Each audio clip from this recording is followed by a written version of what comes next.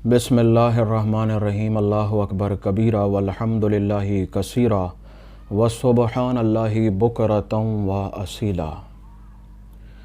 Depression, anxiety, stress, नाउमीदी, मायूसी, ज़िंदगी से दूरी, नाकामी, बेशुमार ऐसे मसाइल हैं जिसका तकरीबन हर इंसान ही शिकार है। और इन चीज़ों का ताल्लुक़ आपके माल व ज़र से नहीं है। हम ये समझते हैं, हमारा अलमिया ये है कि शायद माल की कमी इन चीज़ों को पैदा करती है। तो मुशाहिदा कर लीजिए, जो साहिब हैसियत लोग हैं, मसाइल उनके साथ भी यही है। उनको नहीं मालूम उनकी ज़िंदगी का मकसद क्या है। वो अपनी ऐश व इशरत की ज़िंदगी में भी मुतमईन नहीं है। उनके पास भी मायूसियाँ हैं, उदासियाँ हैं। क्या वजह है? अच्छा, अगर किसी साहिब हैसियत के साथ ऐसा मसला होता है, वो फ़ौरन मेडिकल की तरफ जाता है, अपनी कैफियत को बताता है कि मुझे नींद नहीं आती, मैं सो नहीं सकता हूँ, मुझे नींद की नेमत नसीब नहीं है, मैं मायूस रहता हूँ, मुझे उदासी है, मुझे खुशी नहीं लगती है, मुझे ये लजीज़ खाने अच्छे नहीं लगते हैं, मैं एक सादा ज़िंदगी को जीना चाहता हूँ। जैसे एक इंसान सुकून से सोता है, मैं ऐसे सोना चाहता हूँ। और एक ऐसा इंसान जिसको मिडिल क्लास कहेंगे, जो इतना हाई फाई नहीं है, परेशानियाँ उसके साथ भी यही हैं, कारोबार के मामलात हैं, उसके साथ भी यही परेशानी है। असल में ये परेशानियाँ हैं क्या? देखिए, इन तमाम बातों का ताल्लुक़ आपके जिस्म से है ही नहीं। इन तमाम बातों का ताल्लुक़ असल में आपकी रूह से है। आपकी रूह इस कदर कमज़ोर और लाग़र हो गई है कि वो उसके अंदर अब हिम्मत नहीं है। मैं ये लफ्ज़ इस्तेमाल करूँगा कि वो किसी हद तक मुर्दार की तरह पड़ी है, एक ऐसे मरे हुई चीज़ की तरह पड़ी है कि वो हिल नहीं सकती, वो कुछ कह नहीं सकती, उसके अंदर कुछ भी बाकी नहीं है। इसकी दलील क्या है? इसकी दलील ये है कि किसी ऐसे इंसान को जो इस कदर मायूस हो, किसी ऐसे इंसान को जो इस कदर डिप्रेशन का, स्ट्रेस का शिकार हो, आप उसको किसी मुकद्दस जगह पर ले जाइए, आपको उसको हज के लिए ले जाइए, उसे उम्रे के लिए ले जाइए, तो आप देखेंगे कि उसकी हालत बेहतर होना शुरू हो गई है। वो अपनी इन चीज़ों से बाहर आ जाएगा, क्योंकि इन चीज़ों का ताल्लुक़ असल में आपकी रूह से है।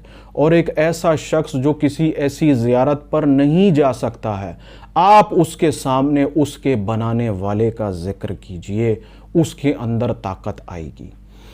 उस रूह के बनाने वाले का जिक्र सुनाइए, वो रूह तरोताज़ा हो जाएगी। ये स्ट्रेस, ये टेंशन, ये एंग्ज़ाइटी आहिस्ता आहिस्ता आपकी ज़िंदगी से दूर होने लगेगी। देखिए, जिस्मानी तौर पर हम अपनी ज़िंदगियों के अंदर इस कदर मगन हैं, अपने हालात के अंदर इस कदर मस्त हैं कि हम ये भूल ही गए कि हम अलग हैं, हमारी रूह अलग है, हमारी रूह की ग़िज़ा अलग है। आप ऐसे लोगों की सोहबत इख्तियार कर लीजिए जो ज़िक्र इलाही करें, जो आपको आपके रब का ज़िक्र सुनाए, आपकी परेशानियां दूर होने लग जाएंगी।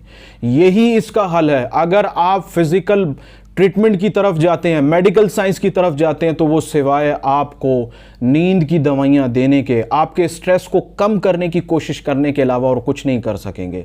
और इन दवाइयों का आपको ज़ाहिरन कोई फ़ायदा नहीं होगा। इसका हकीकी फ़ायदा यही है कि ऐसी महफ़िल में जाइए, ऐसे लोगों से मिलिए जो आपकी रूह से बात कर सकें, जो आपको आपके भूले हुए सबक को पढ़ा सकें।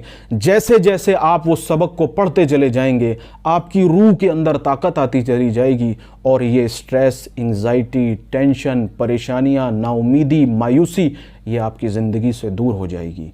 और जो लोग ऐसा करते हैं, स्ट्रेस नामी चीज़ उनकी ज़िंदगी में होती ही नहीं है, टेंशन नामी चीज़ उनकी ज़िंदगी के अंदर है ही नहीं।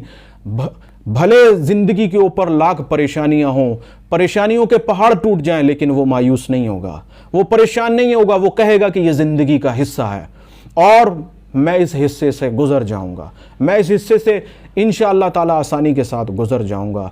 तो स्ट्रेस, टेंशन, एंग्ज़ाइटी, ये आपके जिस्म की नहीं, आपकी रूह की बीमारियां हैं। इन बीमारियों का इलाज अगर आप रूहानी तौर पे करेंगे तो बहुत जल्द फ़र्क महसूस होगा। अगर जिस्मानी तौर पे कोशिश करेंगे तो सिवाय कोशिश करने के और कुछ हासिल नहीं होगा।